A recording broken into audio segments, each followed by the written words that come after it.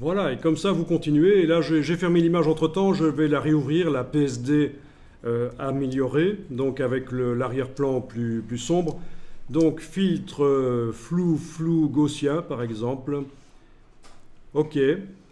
Revenir réinjecter l'image nette en faisant comme ceci. Et avec l'outil forme d'historique à 100%, réinjecter l'image nette. Voilà. D'accord? Si vous voulez réinjecter du flou, ben, on se met en phase de flou gaussien et on réinjecte du flou gaussien là où il faut. Voilà. Oui, mais ceci dit, c'est un peu foireux parce que c'est difficile d'avoir l'avant-plan net, les oreilles du chien par exemple, et en même temps ce qui est juste derrière flou. Donc ça va demander pour bien faire ce genre de choses de travailler avec des calques et d'extraire le personnage et le chien sur un calque à part pour pouvoir faire un flou derrière. Donc c'est un peu compliqué, faire un faux flou sur un arrière-plan, c'est pas si simple que ça. On en parlera, je vais noter d'ailleurs qu'on doit avoir ça. Donc ce qu'il faut retenir de ceci, c'est que pour l'exemple du flou, la technique de l'historique, pour mettre un flou sur l'arrière-plan, c'est peut-être pas ce qu'il y a de mieux en fait. Hein. Ça sent tout de suite un truc un peu retouché. Donc je vais faire fichier version précédente, je ne suis pas content du résultat du flou. Voilà, vous comme ça, vous travaillez pour faire évoluer l'image.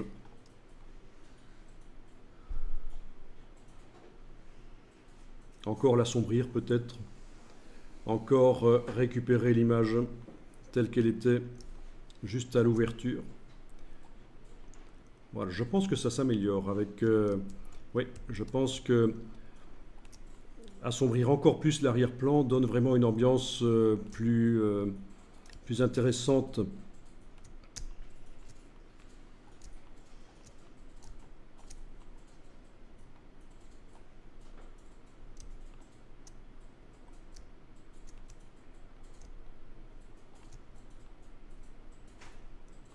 C'est vraiment ce qu'on fait en labo, en effet, tu as raison de le dire, et, sauf que là, on a le droit de se tromper, on a le droit de tester différentes versions. C'est assez génial, quoi.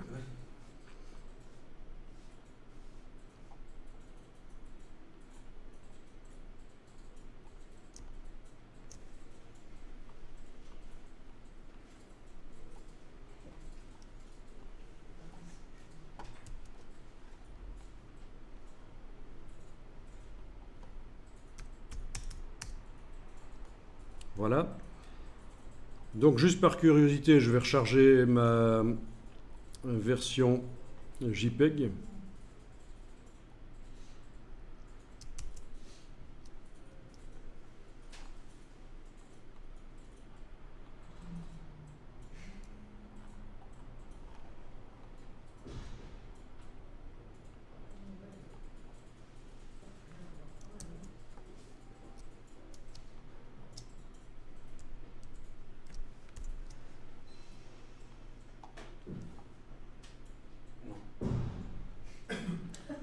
Et mes deux versions PSD.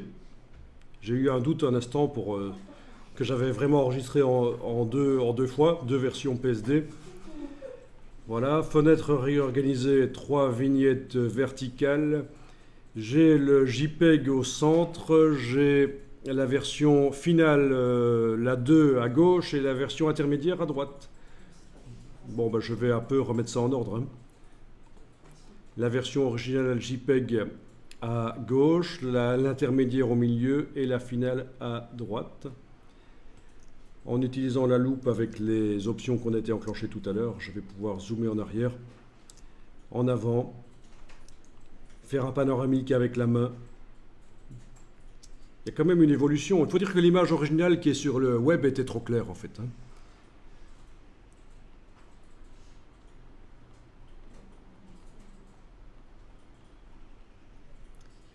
Je pense que c'est quand même plus intéressant, celle de droite est quand même meilleure. Hein, par rapport à celle-là, beaucoup trop claire. Celle-ci a encore le visage trop clair et celle-là, je pense qu'il y a de la densité. Souvenez-vous qu'il vaut mieux de toute façon faire des choses un peu trop foncées que trop claires Avoir plus de densité, c'est toujours mieux.